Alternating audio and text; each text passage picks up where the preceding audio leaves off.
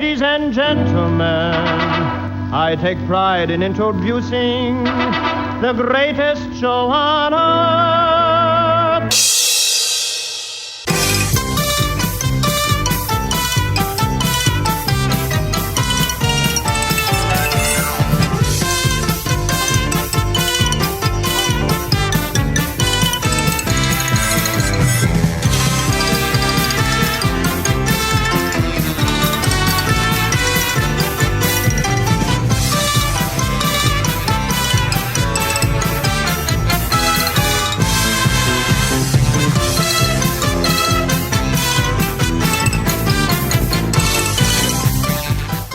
Welcome to the Uncle Floyd podcast. My name is Scott Gordon.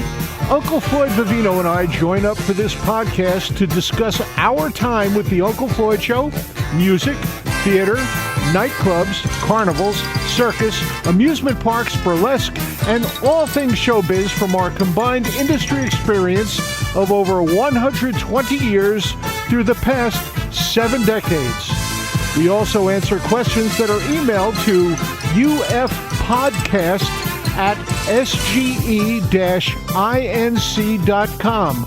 You will find that address and a link to support this podcast in the episode description.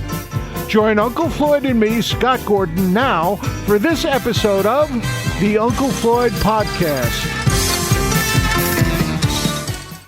Hi, everybody. This was recorded on Thursday, May 1st, 2025, after Floyd had had a very busy day of physical therapy. And he was a bit tired, but he wanted to do it just for you because he didn't want to disappoint you and not have a podcast this week. So stand by. Here we go. And this is going to be podcast number 26. You believe we've done so many of them so far? Half a year. That's half a year of podcasts. Got some very interesting questions from the people this week, Floyd. Good. From Mark McKeon of Old Tapan, now in Milford, Pennsylvania. Are we on right now? We're on right now. He says, my favorite song you performed on the piano is The Music Goes Round and Round. One time in the middle of the song you sang, don't forget our Monday date that I promised you last Tuesday. Oops, wrong song. What was that wrong song? Don't forget our Monday date that I promised you last Tuesday. That was the song. Yep. That was the title of the song, believe it or not. So I remember that really good. From Ryan Tracy of Waldwick. He says he went to a screening of the Nick Menza documentary at the Hawthorne Theater. He wants to know if you've ever been to the Hawthorne Theater. Yeah, I saw a Beatle movie there. Help. I went there many times. I used to go there almost every Wednesday because I didn't live too far from there for a while. He said he was wearing an Uncle Floyd shirt, and a lot of people approached him saying how much they loved the Uncle Floyd show and Uncle Floyd. And he wanted you to know that. That's good news. This is from Phil Scardelli Jr. He says, we saw your show at the Club Benet in Morgan, New Jersey. We're trying to remember the time frame. Did you appear there in the 80s or just the 70s? Both. We appeared there probably 20 times. Oh, yeah. And in the 70s, 80s, 90s, and I think we actually did one show we didn't do one show in the 2000s because they closed in the 90s. It closed, I think it was November of 96, if I remember correctly. And Phil Scardelli's in Spotswood, New Jersey. Got a question from Dennis DeLeo. He says, aside from Ken's Magic Shop, what can you tell us about your earlier sponsors, such as Farnese Bake Shop, Zips, and Patches the Ice Cream Parlor? They were all people that you went and sold the ads to, correct? Right. And the Farnese family was friends of both of ours, I think. Joe Farnese and his sons. Don Farnese was a buddy of mine. I knew him for years. As a matter of fact, the wrestling suit I used to wear on the show every once in a while, like when Larry Zbyszko threw me through the wall, that was Don Farnese's wrestling suit. He was going to be a professional wrestler. I still laugh when he said to you, I don't like your face. And he pushed you through the wall. He also wants to know, what the hell was a Sammy Slammy? Do you remember that sponsor? It was a toy. It was a rubber doll that you put on your desk, And when you were mad at somebody or something, you would punch it on the top of the head. You give it a slam. From Arthur Ford, he says, I know that various changes to the show were forced by syndication, New Jersey Network, and others, but I was wondering, were there any deliberate changes that you made for other reasons? For example, were there any bits you stopped doing because you either got tired of them or you felt the audience had? Both of those answers are Yeah, I think we used to really read the mail. We read the mail constantly. The more people mentioned they liked something, the more we did it. And if something fell off the radar, we stopped. You did that. You read all the mail yourself. A lot of people didn't know that.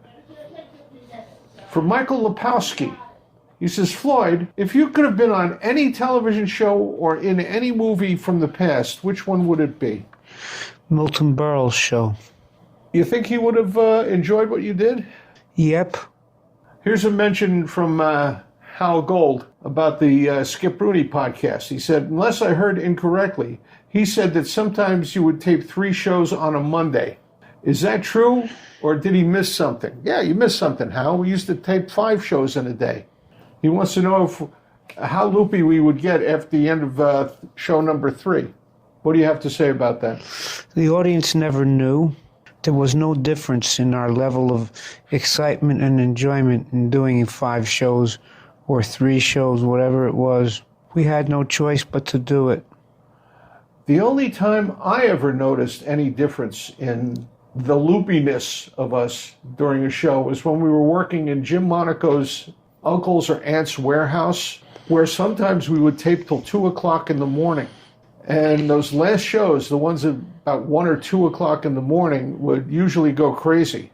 You know, we'd lose track of what we were doing and just go kind of berserk.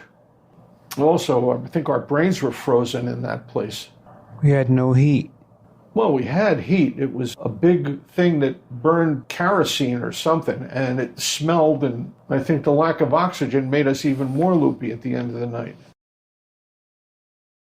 This is from Kevin Dillon. He wants to know how Peter Tork became an occasional guest on the show. Fred Velez invited him. He got to be a great friend of ours. He kept coming in. I think he did the show about 5 or 6 times, if I'm not mistaken. He also says, what about Davy Jones and his one appearance? Davy Jones appeared twice on the New Jersey Network show. Now, how did we get him? Through Fred Velez again. From Susie Tannenbaum. Floyd, you played Groucho and Chico on different episodes of the Uncle Floyd Show, and you did a fantastic job impersonating them both. Which one was easier for you to relate to? Chico. And she'd also know what like to know what your favorite Groucho joke is. When he said to an interview once that there were 5 brothers, and one died at birth. Interview, he said, how did he die? And Groucho said, he died of old age. It's a sick joke, but it was funny when Groucho did it. Sharon Zarrow says she found the recording of you on YouTube singing Freckles. All right, I think Gregory posted that, if I'm not mistaken. And she never heard you perform it live. And she wants to know if you wrote it.